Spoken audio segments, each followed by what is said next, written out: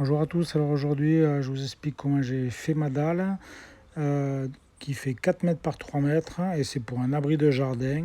Elle fait 20 cm d'épaisseur et dessous j'ai 10 cm de galets pour stabiliser. Je vous explique tout en détail. Tout d'abord, j'ai pris 4 piquets d'environ 50 cm sur lesquels j'ai fait mes repères, donc 20 cm pour la dalle. Donc je les ai marqués sur les piquets. 10 cm de galets et donc le reste c'est à planter, à enfoncer.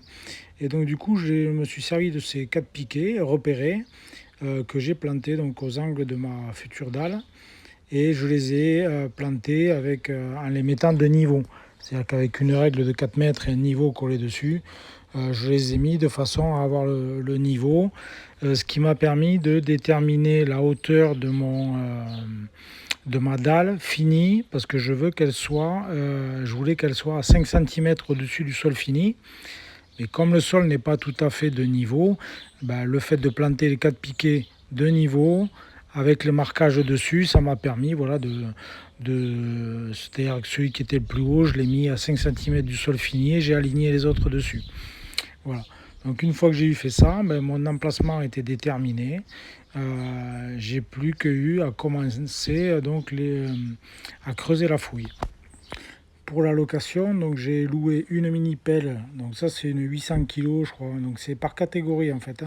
Ça va de 800 jusqu'à 1,5 tonne. Donc ça c'est une catégorie. C'est largement suffisant pour faire ce que j'ai fait. Comme je pouvais pas, donc c'est pour un client que j'ai fait ça. J'allais pas lui mettre la terre en tas à côté parce que ce qui l'intéressait lui c'était de combler un chemin, d'en profiter pour combler un chemin. J'ai loué donc je l'ai prévenu qu'il allait y avoir la location d'un dumper ou d'un transporteur, ça s'appelle. Donc lui, comme il voulait pas que j'abîme l'herbe, j'en ai pris un à roue et donc c'est un dumper. Vous allez voir après à quoi ça ressemble. Donc pour la location du dumper et de la mini pelle, à la journée, tous les deux, j'en ai eu pour 440 € TTC. Ils m'ont été livrés à 8h30 du matin et récupérés à 17h30 sur le chantier. Donc je me les suis fait livrer sur le chantier.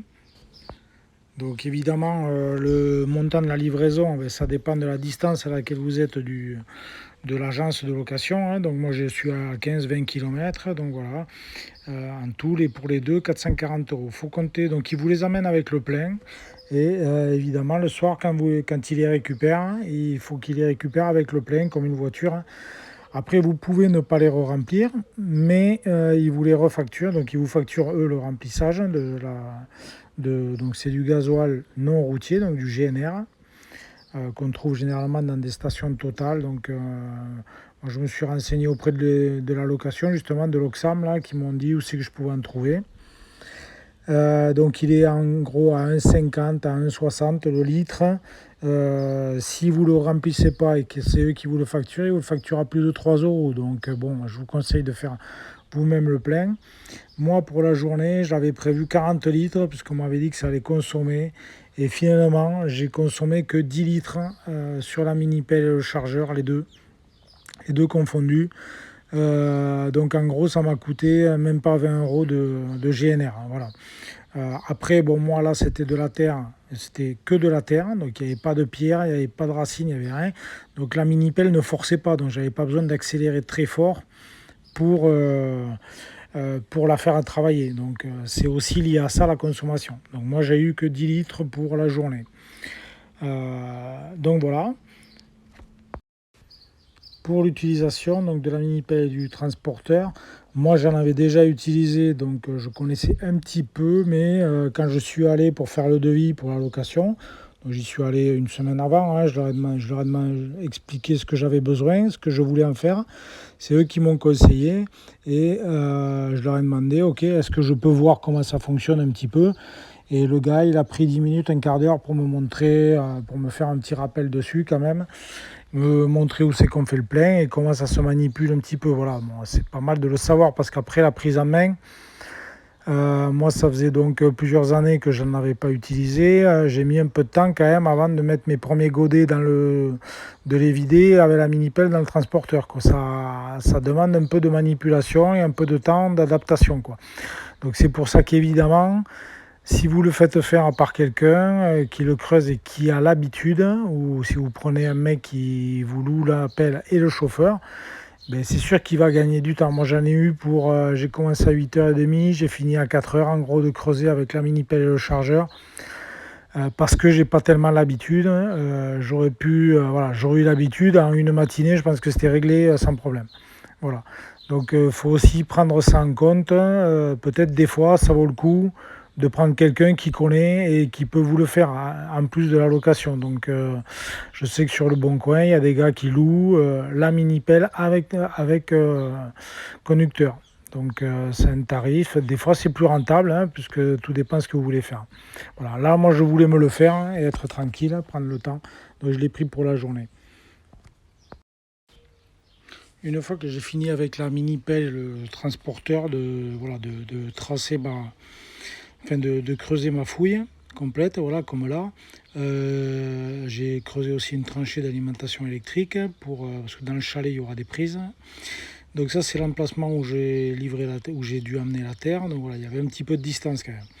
Donc du coup une fois que j'ai fait ça, je fais les finitions, les bords de la fouille à la main. Je les finis à la main avec pelle, pioche et brouette.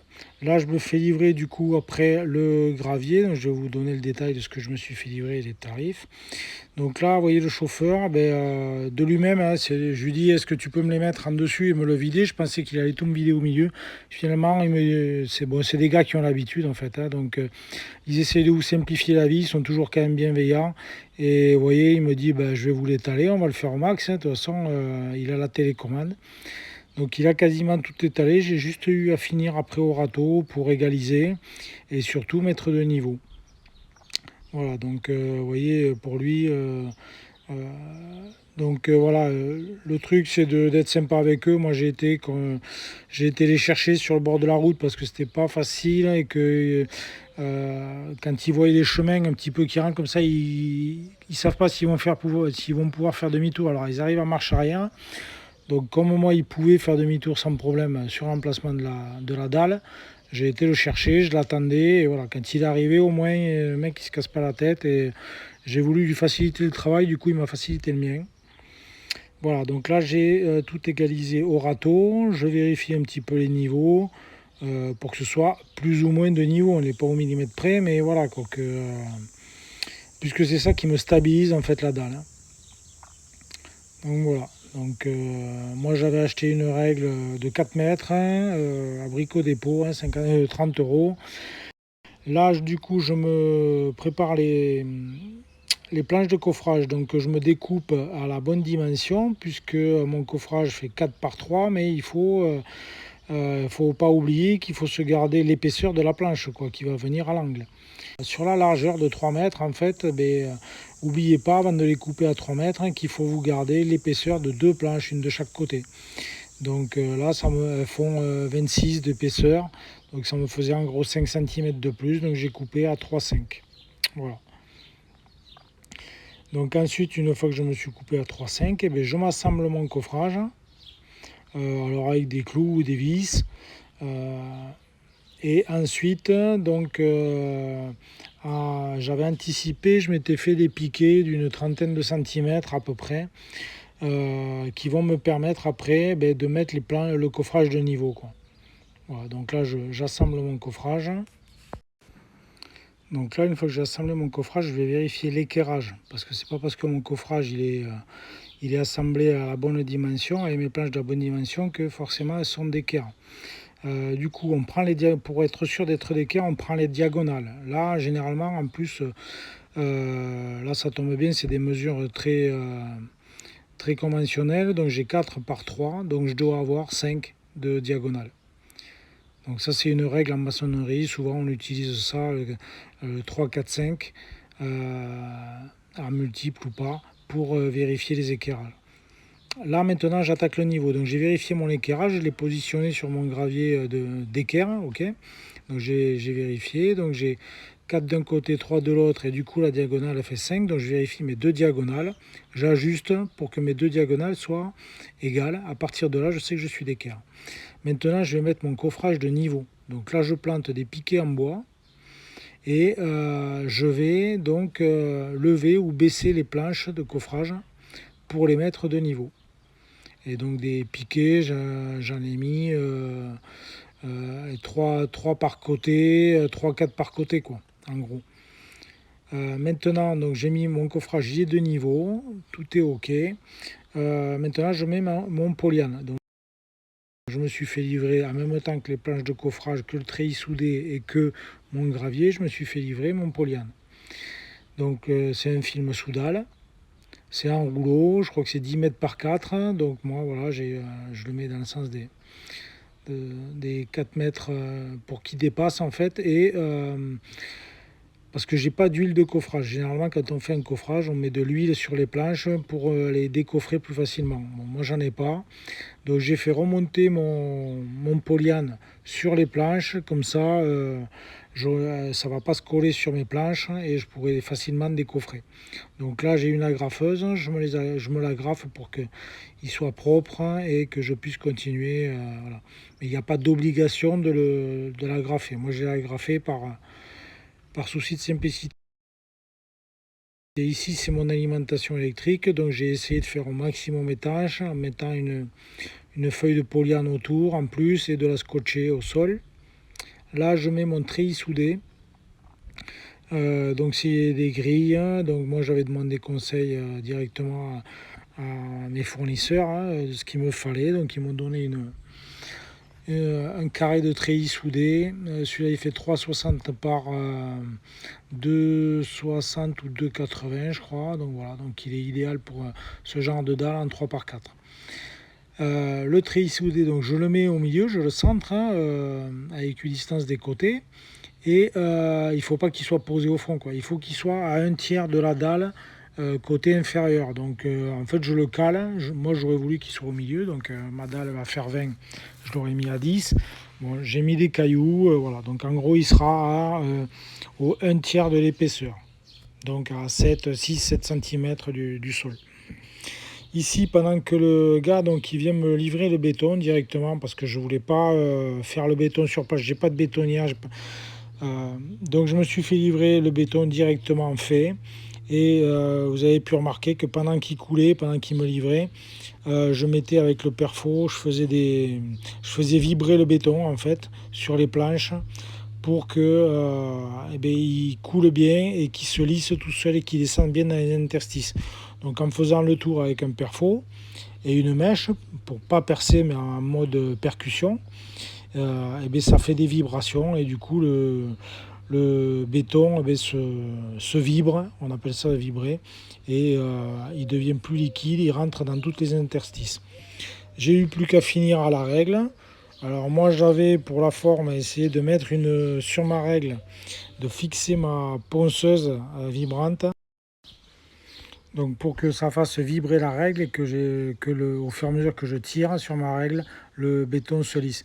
C'est ce qui s'est passé, je suis plutôt satisfait quand même du truc.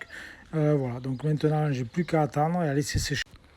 Donc minimum 48 heures avant le décoffrage. Bon, moi là j'en ai pour un mois avant de monter le chalet, donc je laisse le coffrage comme ça, je démonterai juste à ce moment-là.